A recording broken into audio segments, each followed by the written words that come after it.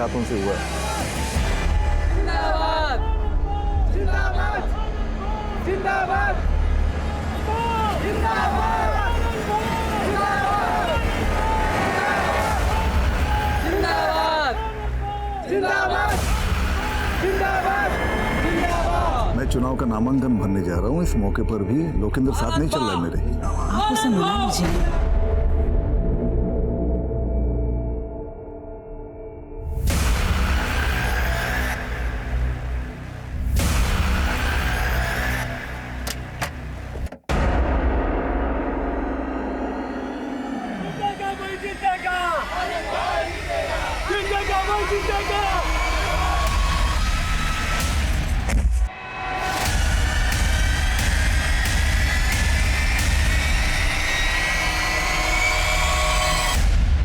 नमस्कार, आदाब। मैं अनूप सोनी क्राइम पेट्रोल सतर्क के ब्लैक हेडलाइंस अध्याय के आज के एपिसोड में आप सबका स्वागत करता हूं।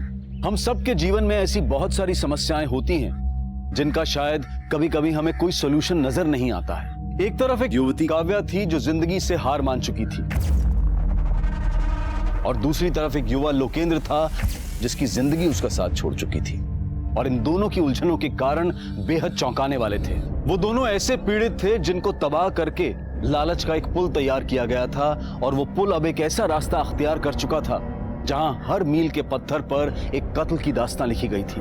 ये एक विनाशकारी रास्ता था जिसको मंजिल तक पहुंचाने के लिए एक ऐसा रोड मैप तैयार किया गया था कि पुलिस को हर तरफ सिर्फ एक डेड एंड नजर आने वाला था, और पुलिस के लिए केस था race against the time.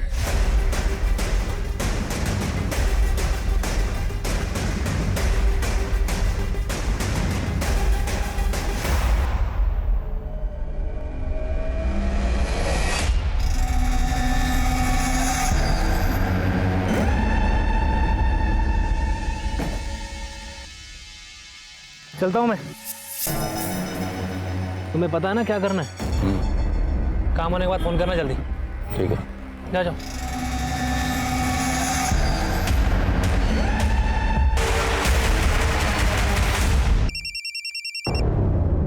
Hello sir, Bablu और संजीव का कुछ पता नहीं चल रहा है। दोनों के नंबर भी बंद आ रहे हैं। तो वो दोनों मर कहाँ गए? और तुमको मैंने कहा था ना कि वैन छोड़कर बिल्कुल नहीं उतरना। सर, आपको बोला था ना मैंने। अब ये सोचो कि पुलिस को क्या बोलना है। वैन का जीपीएस सिस्टम भी डीएक्टिवेट हो चुका है। 11:30 बजे की लास्ट लोकेशन दिखा रही गगनपुरा। उसके बाद तो वैन का अता पता भी नहीं है।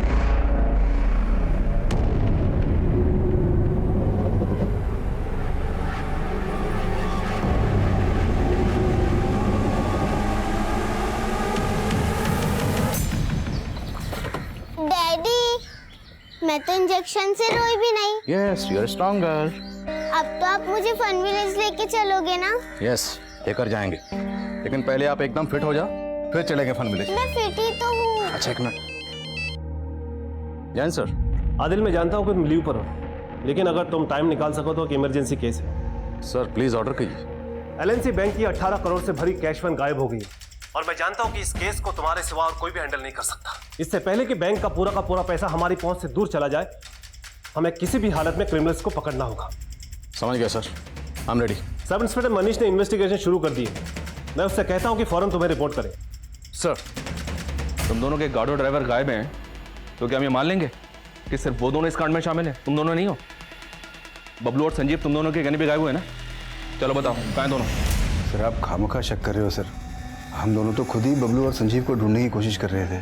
सर, आप मुझे थोड़ा टाइम दीजिए, मैं खुद ही उन्हें ढूंढ के ले आऊंगा। अच्छा, तू ढूंढ के लाएगा उन्हें?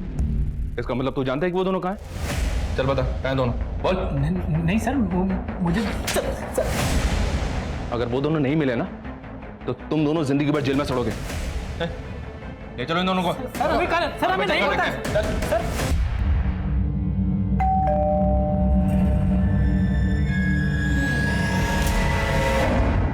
काव्या, कहाँ गई थी तू? दादा, वो और कहाँ जाएगी? उसी लड़के से मिलने गई होगी। पापा इसकी वजह से बीमार है, और इसे तो कुछ फर्क ही नहीं पड़ता। मैडम को घूमने से फुर्सत नहीं है। वही नहीं, बाबा का ख्याल मैं रखूंगी, आप फिक्र मत कीजिए। तुम ना अपना ध्यान रख लो बस। पापा दवाई। पापा नकाम देखो, जरूरत नहीं है इसके बीच में पड़ने की। इसके चक्कर में बर्बाद हो जाएंगे हम। बेटा, वो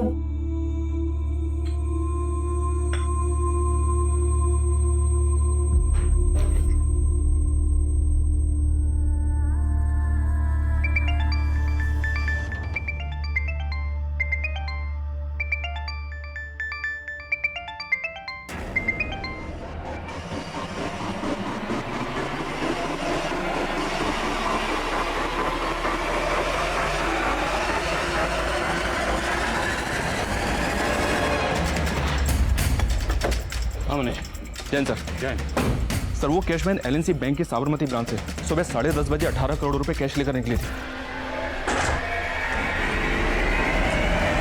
नॉर्थ और नॉर्थ वेस्ट साइड्स के 3 एरियाज के 22 एटीएम में उस वैन से पैसा भरा जाना था, लेकिन सर वैन एक भी एटीएम तक नहीं पहुंची और 11:30 बजे गगनपुरा एरिया में वैन का जीपीएस डीएक्टिवेट कर दिया गया।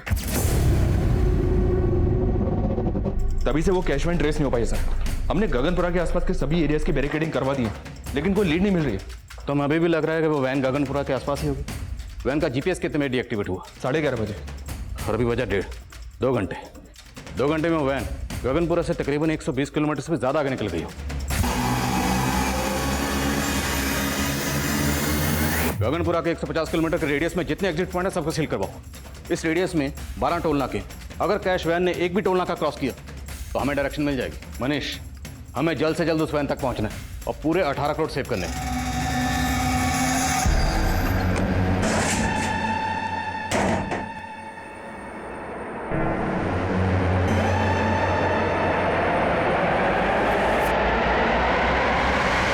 इतनी बड़ी लूट, मुझे नहीं लगता सिर्फ एक गार्ड और ड्राइवर इतना बड़ा कांड कर सकते हैं। सर मुझे कैश मैनेजमेंट मैनेजर ज्ञानेश्वर और कस्टडियन राकेश पे शक है।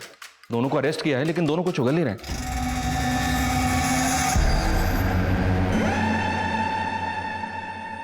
हमें बैंक मैनेजर अनुज से मिलना चाहिए और गार्ड और ड्राइवर जहाँ से गायब हुए हैं उसकी लीड फैमिली से मिल सकती है। फैमिली को कांटेक्ट करो। ऑलरेडी एक टीम भेजी थी सर गार्ड संजीव के घर।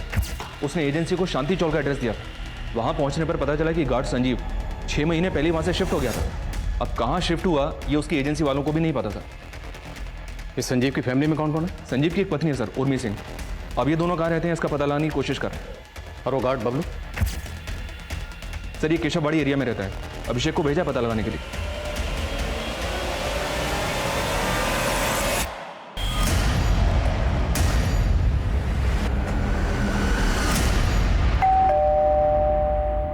बबलू कहाँ है? बोल क्यों नहीं रही हो? बबलू कहाँ है? पूरा घर चेक करो, अंदर देखो सर। जाओ, कहाँ है बबलू? अरे कुछ बोल क्यों नहीं रही हो? साहब मेरी बेटी बोल नहीं सकती है। आप कौन है और बबलू के क्या लगते हैं? बबलू मेरा बेटा है साहब, और हमें मालूम है कि आप लोग बबलू पर शक कर रहे हैं। उसकी एजेंसी वाले भी धमका कर गए हैं। साहब बबलू ने कुछ नहीं किया है। अगर उसने कुछ नहीं किया तो फिर वो गायब कहाँ है? साहब हम लोग खुद परेशान हैं। उसका फोन मिला रहे हैं तो फोन नहीं मिल रहा है। साहब उसे फंसाया जा रहा है। कौन फंसा रहा है उसे? मैं चारों ओर खुद को घिरा पाती हूँ। दिल दिमाग सब कुछ काम करना बंद कर देता है। डॉक्टर आपके पास कोई ऐसी दवा है क्या जिससे मेरे दिमाग में जो भी ये ख्याल आते हैं ना वो सब बंद हो जाए? तुम्हें दवा की नहीं काउंसलिंग की जरूरत है। ये तो हमारा सेकंड सेशन है। तुम बार बार आते रहोगे मैं तो नहीं आ पाऊंगी बार बार। मैंने अपने घर वालों तक को भी नहीं बताया कि मैं यहाँ पे इलाज के लिए आ रही हूँ। काव्या, मानसिक अशांति से निजात पाने का पहला स्टेप है कि ये जो दिल और दिमाग में है ना उसको दबाओ मत। सब कुछ सच सच बता दो। वो सच चाहे कितना भी कड़वा क्यों ना हो। तुमने कोई क्राइम किया है, जो भी है सब कुछ सच सच बता दो। ये हम दोनों का सीक्रेट होगा।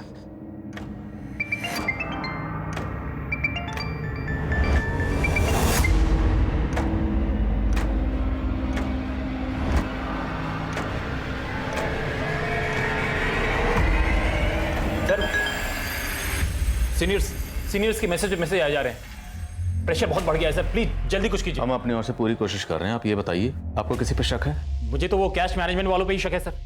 18 करोड़ ले जाने के लिए सुबह सिर्फ एक वैन भेजी थी उन्होंने। सुबह जो वैन आई थी बैंक में, मैंने तभी पॉइंट आउट किया थी बात। ये कैसे काम करते हो तुम लोग? 18 करोड़ ले जाने के लिए एक वैन भेजी है। मैं करता हूँ ज्ञानेश्वर से बात। I can not take this risk. Sir risk की कोई बात नहीं है। मैं हूं ना सर। थोड़ी प्रॉब्लम है, समझिए। एक वैन खराब है, दूसरी वैन का ड्राइवर छुट्टी पे गया हुआ है। मैं सब संभाल लूंगा सर, आपका काम हो जाएगा, यू डोंट वरी। तो अगर आपको सुबह ही राजेश पे शक हो गया था तो आपने 18 करोड़ लेकर उसे कैश वैन के साथ जाना अलाउ क्यों किया? सर वो ट्रस्ट कर लिया, but I am very sure ये ज्ञानेश्वर और राजेश दोनों मिले हुए इस रॉबरी में। वो बबलू और संजीव तो सिर्फ मोहरे हैं उनके। बबलू और संजीव मोहरे थे या असल खिलाड़ी, इसका अंदाजा ही लगाया जा सकता था। लेकिन उनके गायब होने के पीछे ऐसे कई चेहरे थे जो सामने आने बाकी थे। सर मुझे अपनी वाइफ के साथ उसके मायके जाना था, इसलिए मैंने ज्ञानेश्वर सर से आज के दिन की बहुत पहले छुट्टी ले ली थी। उन्होंने मुझसे कहा था कि कैश वैन के बैंक से निकलने के बाद तुम सब कुछ बबलू और संजीव के हाथों सौंप कर तुम निकल जाना। इसीलिए 11:15 बजे मैं सुंदर विहार पे वैन से उतर गया था सर।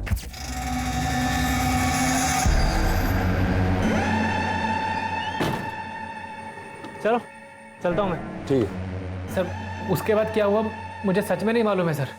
सर वो बहुत मंदी है ना, तो 3 वैन का खर्चा बचाने के लिए हम लोग एक ही वैन का इस्तेमाल कर रहे थे, इसीलिए एक वैन भेजी थी सर। एक वैन इसलिए भेजी थी क्योंकि एक ही बार मोटा हाथ मारना चाहते थे, और राजेश को वैन से उतरने के लिए इसलिए बोला क्योंकि बबलू और संजीव के साथ पूरी प्लानिंग पहले से कर रखी थी। नहीं सर, कोई प्लानिंग नहीं की थी हम लोगों ने, बल्कि राजेश ही उल्टा बार बार छुट्टी चाहिए बोलता था। सर अब मुझे समझ में आ गया, ये ना छुट्टी के नाम पे अपने आप को बचाने का दिमाग लगा रहा था सर राजेश। दिमाग अब तुम लगा रहे हो। अगर राजेश पे शक था तो पहले इन्फॉर्म क्यों नहीं किया? सर राजेश पे शक था, लेकिन बबलू और संजीव पे पूरा भरोसा था सर, क्योंकि 6 महीने पहले भी हमारे कैश वैन को लूटने की कोशिश की गई थी। तब अपनी जान पे खेल करके बबलू और संजीव कैश वैन को वापस लेकर आए थे सही सलामत। 6 महीने पहले वैन लूटने की कोशिश किसने की थी?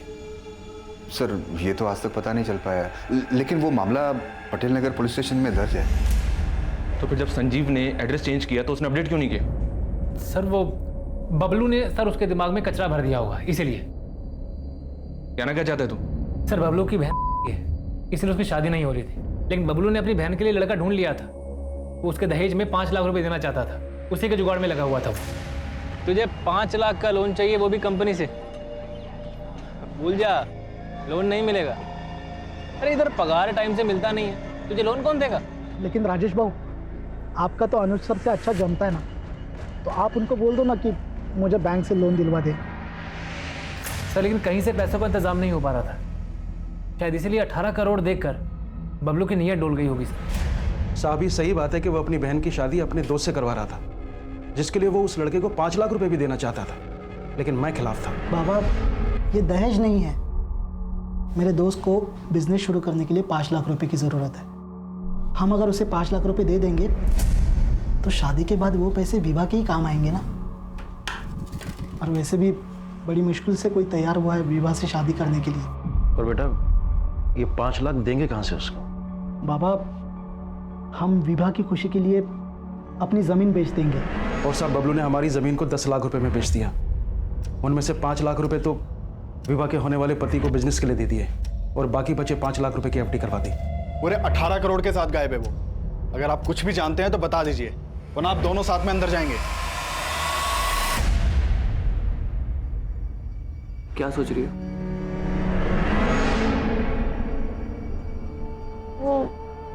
मैं जानता हूं तुम क्या सोच रही हो। यही ना कि तुम मुझे पसंद करती हो और मैं तुम्हें पसंद करता हूं कि नहीं?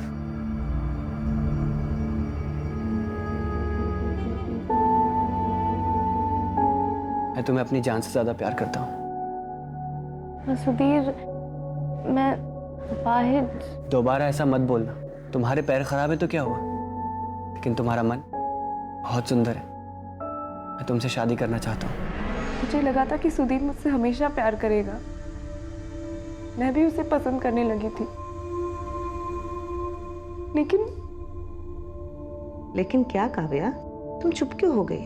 क्या हुआ? कहीं वो लड़के ने तुम्हारे साथ कुछ गलत? नहीं डॉक्टर, ऐसा कुछ नहीं है। तो फिर प्रॉब्लम क्या है?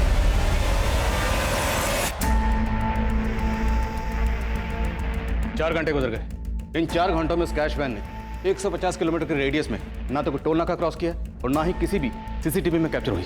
आई स्ट्रांगली फील लुटेरे गगनपुरा के आसपास से कहीं छुपे हुए। सारी पेट्रोलिंग टीम को अपडेट करो। आप फोकस। सर संजीव के कॉलिंग से उर्मी का नंबर मिला है, और उर्मी का नंबर अभी मदनपुरा एरिया में एक्टिव है।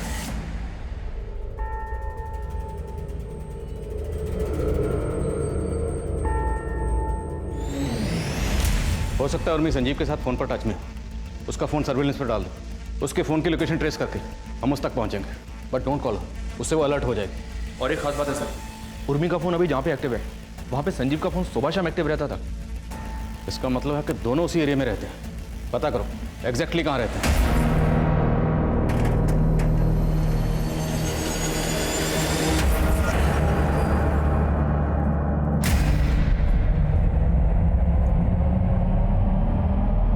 क्या चाहती हो तुम? क्यों अवॉइड कर रही हो मुझे? ठीक है, अभी दे दो। सर, एक मैसेज आया सर। हेलो सब गगनपुरा के पास के जंगल में वो कैश वैन खड़ी मिली है। Over sir.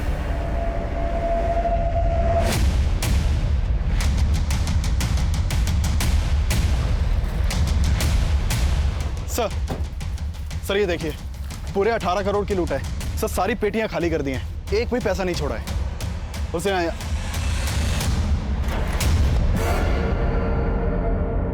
सर इस पेटी में बबलू की लाश है सर। मुझे लग रहा है सारा खेल संजीव का किया हुआ है। संजीव अकेला इतना पैसा गायब नहीं कर सकता, उसके साथ और लोग भी होंगे।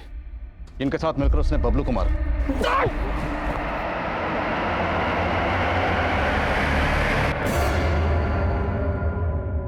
बबलू को मारने के बाद उन्होंने ये पूरा पैसा किसी दूसरी गाड़ी में ट्रांसफर किया होगा।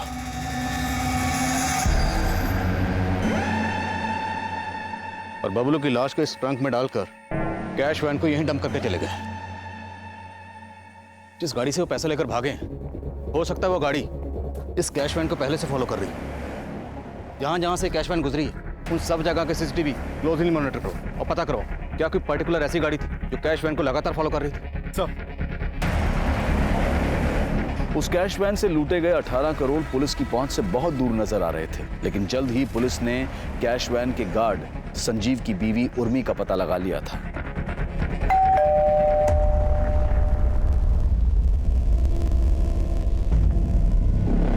उर्मी जी अंदर चेक करो। पास।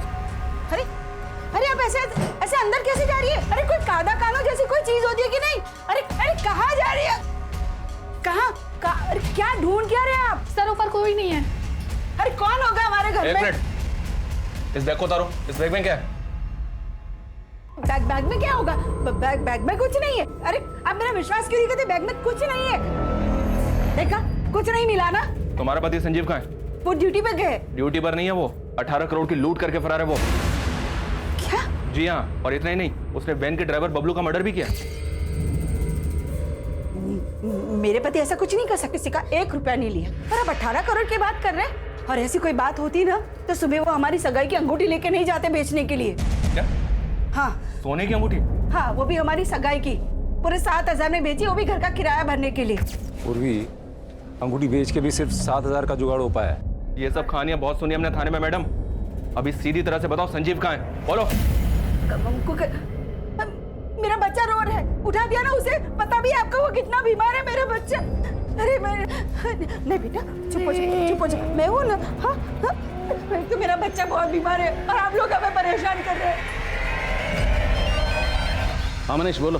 तो संजीव की पत्नी का कहना है कि वो नहीं जानती कि संजीव कहाँ है। उससे ज्यादा इंक्वायरी नहीं कर पाए, उसका बच्चा बीमार था, रोने लगा। शायद ये बच्चे की आड़ लेकर पूछताछ से बच रही है और ये जानती है कि वो संजीव कहाँ है। नजरबंद रखो इसे। सर ये संजीव इतनी बड़ी लूट में इन्वॉल्व है, पक्का इसने प्लानिंग भी लंबी की होगी। एक काम करता हूँ सर, इसकी पिछले दिनों की एक एक्टिविटी का पता करवाता हूँ। मनीष फिलहाल हमें 18 करोड़ सेव करने पे फोकस करना है। लूट हुए 7 घंटे से ऊपर गुजर चुके हैं। अगर लुटेरे हमारी पहुंच से निकल गए तो पैसा सेव करना मुश्किल हो जाएगा। लेकिन सर अभी तक हमें इस बात का अंदाजा तक नहीं है कि उस कैश को वैन से निकालकर किस गाड़ी में ले जाया गया होगा। शायद वो अलर्ट है, इसलिए शहर से भागने की गलती नहीं कर रहे हैं। पर 18 करोड़ की लूट हुई है तो लंबी प्लानिंग की गई होगी। 18 करोड़ कैश उसको ट्रांसफर करने के लिए हो सकता है बैग खरीदे गए हों। उस एरिया में जितनी भी मार्केट है सबको स्कैन करो। सर शहर में इतनी मार्केट्स हैं, इतनी जल्दी कैसे पता होगा? मनीष करना पड़ेगा, हमारे पास और कोई ऑप्शन नहीं है। Just do it.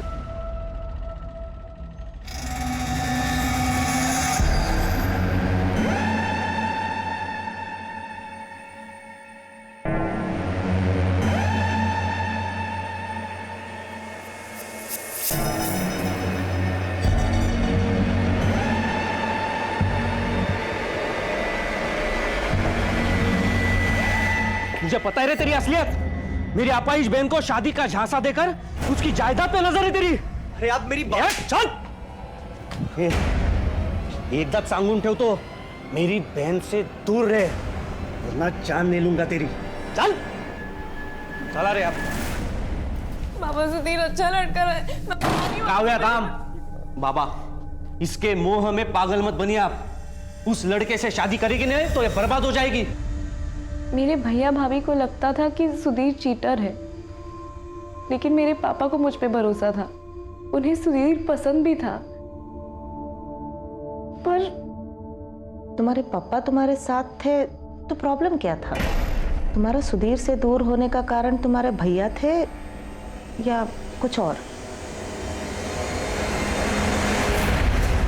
18 करोड़ की लूट हुए 12 घंटे बीत चुके थे और अंधेरा होने के बाद पुलिस को उन क्रिमिनल्स तक पहुंचने का कोई जरिया नजर नहीं आ रहा था। सर 8 बजे तक तो खबरियों को मार्केट में छानबीन की इंफॉर्मेशन ही पास आउट हो पाई थी और थोड़ी ही देर में सारी मार्केट बंद हो गए। अब तो मार्केट में सुबह इंक्वायरी हो सकती है। संजीव की बीवी उर्मी से कोई हिंट नहीं मिल रहा। हम अफ्रेड लुटेरे कहीं हमारे यहाँ से दूर ना निकल जाए।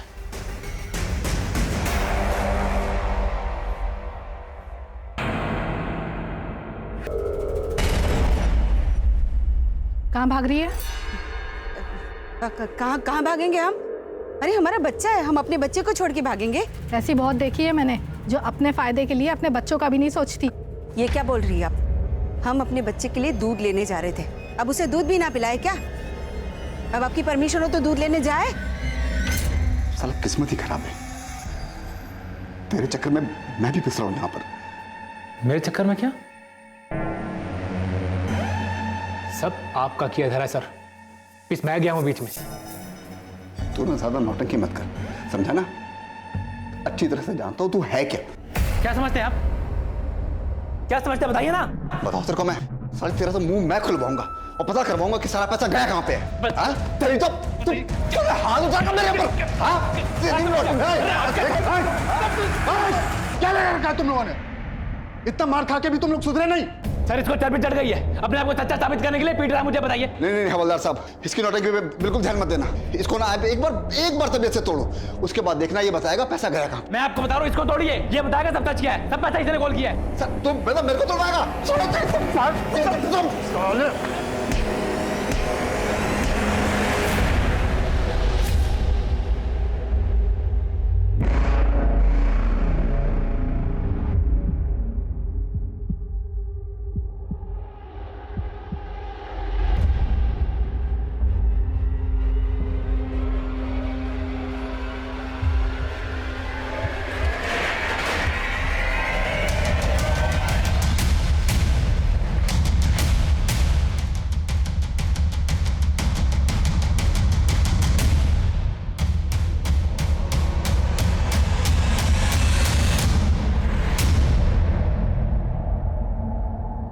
संजीव की बॉडी,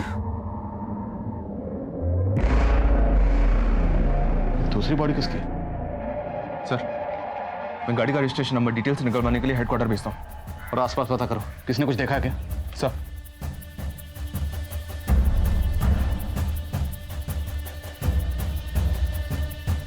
सर ये देखिए सर, गाड़ी का फ्यूल टैंक ऑलमोस्ट खाली है।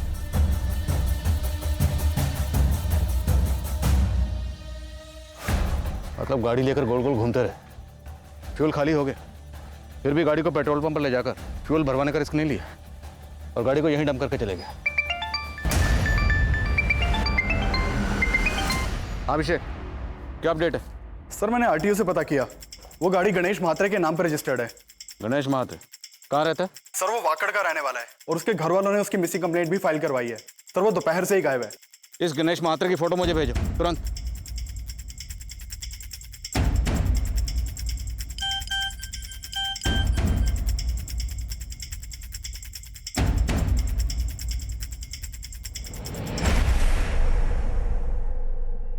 ये तो गणेश महात्रे ही है। ये तो साफ जाहिर है सर कि गणेश की गाड़ी को लूटने के लिए इसकी हत्या की गई है। लेकिन सर संजीव को तो बबलू के साथ ही मार दिया गया होगा, तो फिर बबलू की लाश को वहां कैश वैन में छोड़ के संजीव की लाश को गणेश की लाश के साथ यहाँ क्यों लेकर आए होंगे? ये सब करने के पीछे इनका मकसद क्या होगा? बबलू की लाश के बाद संजीव और उसके साथ एक और आई थी, लेकिन उनका एक अंदाजा काम कर गया था। सलाम साहब, सब मैं यहाँ बल्क में ले गए बैग्स और कैश में ले गई एक्सपेंसिव चीज़ों के बारे में पता कर रहा था, लेकिन इस दुकान वाले ने मेरे को एक अजीब से कस्टमर के बारे में बताया। सर कल शाम को एक लड़का आया था, उसने 2 लग्जरी रिस्ट वॉचेस ली थी। वाह यार, ये दोनों मस्त हैं, दोनों दे दो। और ये फीमेल वाला ना मस्त गिफ्ट में पैक कर दो। सर देखने में वो बहुत ही ऑर्डिनरी लुकिंग था, लेकिन उसके पास इतने पैसे देख करके मैं चौंक गया। मैंने सोचा शायद पैसे नकली ना हो, इसलिए मैंने उससे कहा कि कार्ड से पेमेंट कीजिए। इस पे वो भड़क गया। तू जानता है किससे बात कर रहा है तू? Sub inspector R S. अगारिया का छोटा भाई हूँ मैं। Inspector R S. अगारिया? जी सर, उसने कहा कि मैं उसका भाई हूँ, लेकिन सर मैंने इससे पहले उसे कभी नहीं देखा था। ये कल की सीसीटीवी फुटेज दिखाइए। सर सीसीटीवी तो 1 महीने से खराब है सर। वो 2000 के नोट्स तो होंगे आपके पास? हाँ सर है। दिखाइए जल्दी।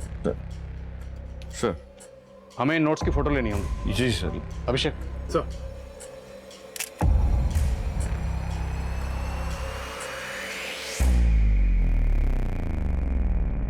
हेलो सर, ये नंबर उस सीरीज के पैसों से मैच हो रहे हैं। सर बैंक मैनेजर अनुज का कहना है कि इन नोटों की सीरीज उन 18 करोड़ वाले नोटों से मिलती है। इसका मतलब है वो लड़का लूट में शामिल था और लूट के पैसों से खरीदारी करने आया था। दुकान के आसपास जहां जहां सीसीटीवी है सबको खंगालो, जरूर कैप्चर हुआ होगा। सर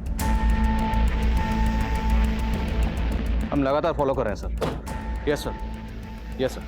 सर जैसे कुछ होता है मैं अपडेट करता हूँ आपको। Okay sir. Sir RS. Agariya नाम का एक सब इंस्पेक्टर गोविंद नगर थाने में पोस्टेड था, उसके बारे में पता किया तो पता चला कि वो 16 दिनों से गायब है।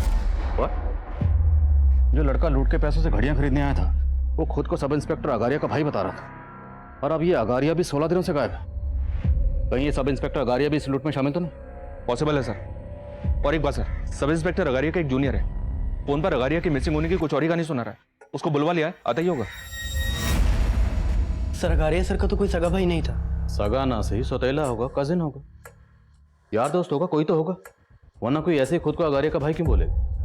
अच्छा ये अगारिया 16 दिन से गायब क्यों? सर गायब नहीं है वो, मुझे डाउट है कि उनको किसी ने गायब करवाया है। किस पे डाउट है? डरो नहीं, बोलो बोलो। सर हमारे एरिया के कॉर्पोरेटर आनंद कुमार, सर उसी के बेटे की संदिग्ध मौत का केस सॉल्व कर रहे थे अगारिया सर। ये सब कुछ जब हुआ तो लोकेंद्र के पास कौन था?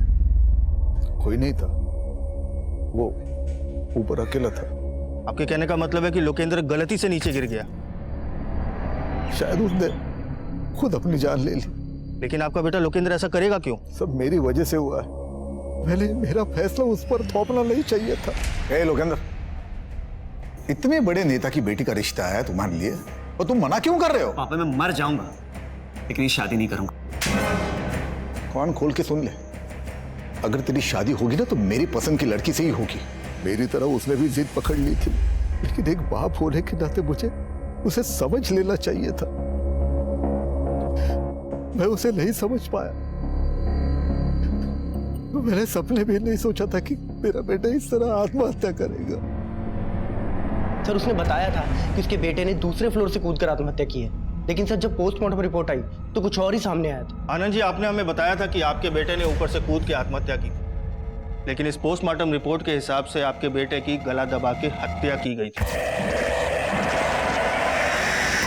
और उसके बाद उसकी लाश को दूसरी मंजिल से नीचे फेंक दिया गया।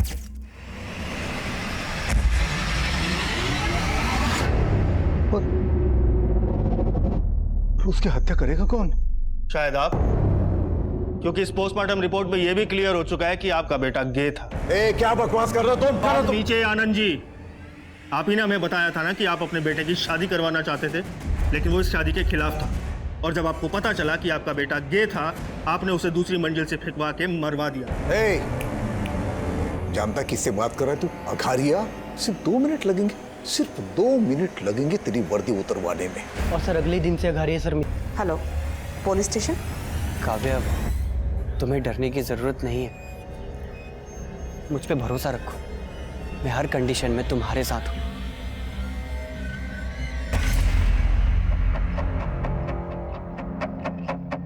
आपका दिमाग खराब हो गया क्या? मैं भला अगारिया को गायब क्यों करूंगा? क्योंकि डाउट था सब इंस्पेक्टर अगारिया को, ये आपने मरवाया था अपने बेटे को। कोई डाउट वाउट नहीं था उसे, बल्कि वो ये चाहता था कि मैं उसे डर के उसे लाखों रुपए दे दूं, और इसी वजह से मेरे बेटे को मरवाने का आरोप मुझ पर लगाने की कोशिश कर रहा था वो। अच्छा, झूठ बोलकर सच को बदल रहे हैं, या फिर अगारिया से ब्लैकमेल ना हो इसलिए अगारिया को? क्या सबूत है आपके पास? मैंने अगारिया को गायब किया। आपके बेटे की पोस्टमार्टम रिपोर्ट पढ़ी है मैंने, काफी कुछ क्लियर हो गया उससे। बस एक सबूत और, उसके बाद काफी लंबा अंदर जाने वाले हैं। कैमरा 3 शिफ्ट कर दे। सर आइए। सर एक बात है, पता नहीं आपने काम किया है या नहीं। बात क्या? सर एक प्रभा नाम की साइकेट्रिस्ट ने एक कंप्लेंट फाइल करवाई है उसके एक पेशेंट है जो कि रेप विक्टिम है और उसका कहना है कि एक पुलिस वाले ने उसका रेप किया है। कौन है पुलिस वाला? सर वो तो पता नहीं, लेकिन हमारे इस रॉबरी वाले केस में भी एक पुलिस वाले का नाम आ रहा है, इसलिए सोचा आपको बता दूं। ये विक्टिम लड़की रहती कहाँ है? नाम क्या है? सर आपने तो प्रॉमिस किया था ना आप किसी को नहीं बताएंगे। काव्या, ऐसे लोग बाहर रहेंगे तो तुम्हारी तरह दूसरे लड़के भी मुसीबत में पड़ जाएंगे। काव्या, आपको किसी से डरने की जरूरत नहीं है। जो भी हुआ था साफ साफ हो गई। उस रात मैं और बाबा घर वापस आ रहे थे, तभी एक पुलिस वाले ने हमारी गाड़ी रोक दी। क्या हुआ सर? हमारी गाड़ी रुकते ही 3 और लोग आ गए थे।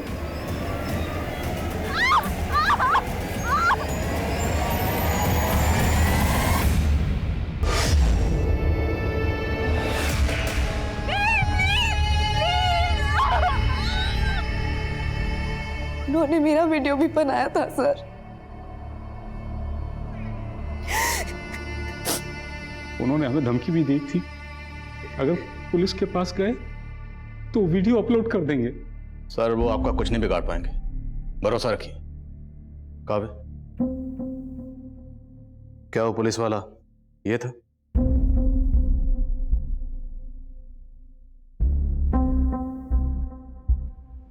नहीं सर, ये नहीं था।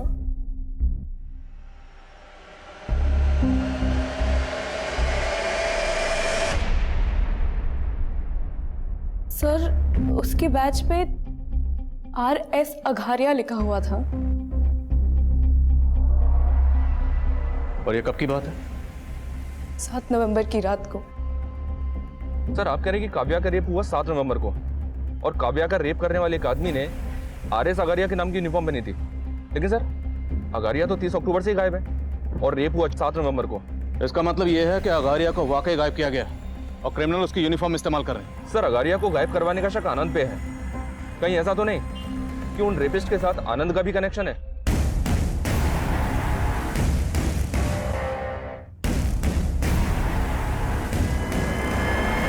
इसमें सबका 18 करोड़ की रॉबरी से क्या कनेक्शन हो? अगारिया के केस की एक एक डिटेल निकलो और हेडक्वार्टर पहुंचो, मैं वहीं मिलता हूं। प्रेम, काव्या और उसके फादर से क्रिमिनल्स के स्केचेस बनो। सर हेडक्वार्टर लो।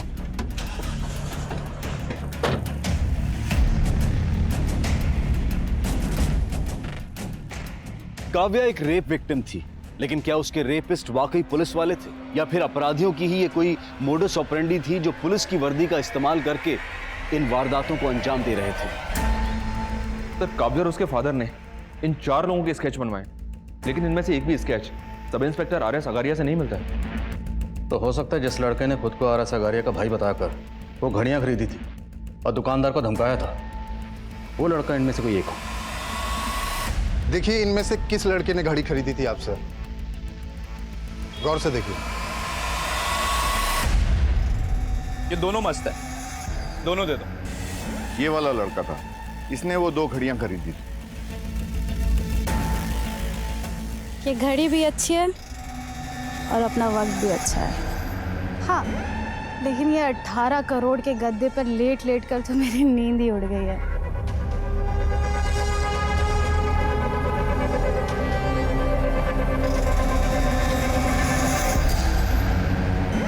रात और रिमी के हाथ की बिरयानी, मजा दुगना हो गया। अरे रिमी, ये एक्स्ट्रा प्लेट किसके लिए?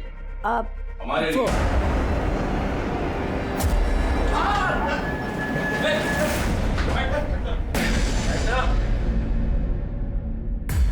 ऐसे क्या देख रहे? रिमी ने बताया नहीं? इस दावत पर रिमी ने तुम लोगों को हमारे कहने पर बुलवाया।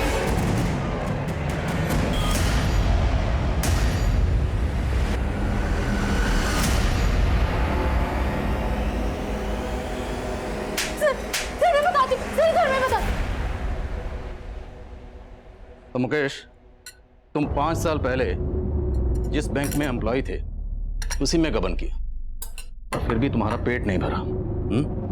तो मैं तुम्हारा पेट भरूं? और जेल में तुम्हारी मुलाकात हुई मिस्टर जस्टिन से। जिसे जेल पहुंचाया था इंस्पेक्टर आघारिया ने। साहब मेरे को आगारिया से बदला लेने का था। हम जेल से बाहर आए तो हमारी मुलाकात अवध और सुबोध से हुई। सुबोध, तो तू आनंद कुमार का सपोर्टर है? सर मैंने आघारिया के जूनियर को ये सारे स्केचेस दिखाए। उसने इसमें से एक लड़के को आइडेंटिफाई किया है। सर ये इसका नाम सुबोध है और ये अनंत कुमार की पार्टी का कार्यकर्ता है। सर सुबोध के कॉल रिकॉर्ड से रिमी नाम की एक लड़की का नंबर मिला है। शायद इस रिमी से सुबोध और बाकी क्रिमिनल्स की लीड मिल जाए। ये है वो रिमी। तेरे इस गैंग में अनंत कुमार का क्या रोल है? उनका कोई रोल नहीं था सर। उनका के बेटा मेरा लवर था सर। मैं तो उसके पैसे पे ऐश करके उसे मजे देता था सर। वो पागल हो गया था मेरे लिए सर। उस दिन मैं छिप के उससे मिलने गया तो उसने मुझसे कहा कि अच्छा हुआ तुम आ गए और अब मैं तुमसे ही शादी करूंगा और बाबा को भी बताऊंगा, और अगर बाबा नहीं मानेंगे ना तो हम भाग के शादी करेंगे। सर ये सुन के ना मेरा माथा ठनक गया था सर। तो सर मैंने गला घोंट के उसे मार दी और उसे वो खिड़की से नीचे गिरा दिया सर। आगारिया को पता चल गया था कि लोकेंद्र का मर्डर हुआ है, तो सर हम लोग कहीं उसकी नज़रों में ना आ जाएं, इसलिए हमने उसे मिलके रख ली और सोचा कि उसका आगे भी इस्तेमाल कर हम लोग कांड करेंगे। और सब उस दिन शाम को उस लड़की को देखकर हमारा उस पर दिल आ गया था। अब हमें छोटी मोटी लूट नहीं करनी थी साहब, बड़ा हाथ मारना था। फिर से पुलिस की वर्दी का सहारा लिया और बबलू को भी पटाया। बबलू? नहीं, मैं ये नहीं कर सकता। अरे बबलू सुन, डर क्यों रहा है तू? और पुलिस है ना अपने साथ। और आखिरकार बबलू हमारी बातों में फंसी गया साहब। उसने हमें बोला कि जैसे उसे मौका मिल जाएगा वो पूरा अपडेट हमें दे देगा। अरे बबलू गाड़ी इधर किधर मोड़ रहा है? वो जो सारस्वत बाग का एटीएम है ना, वो यहाँ से नजदीक है। पुलिस गाड़ी लेके जंगल के रास्ते कहाँ जा रहा था? आने का बहन जो है वो पैसे गन क्यों खींची?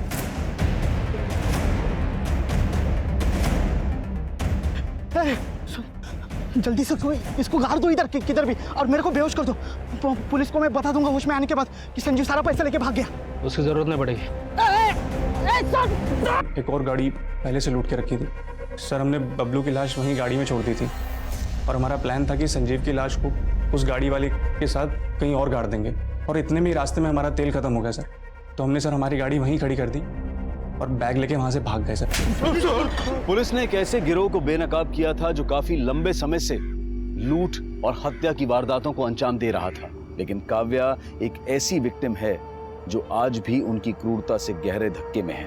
लेकिन हम उम्मीद करते हैं कि काव्या जिस परिस्थिति से गुजर रही है वो जल्द से जल्द उससे सही सलामत बाहर आ पाएगी।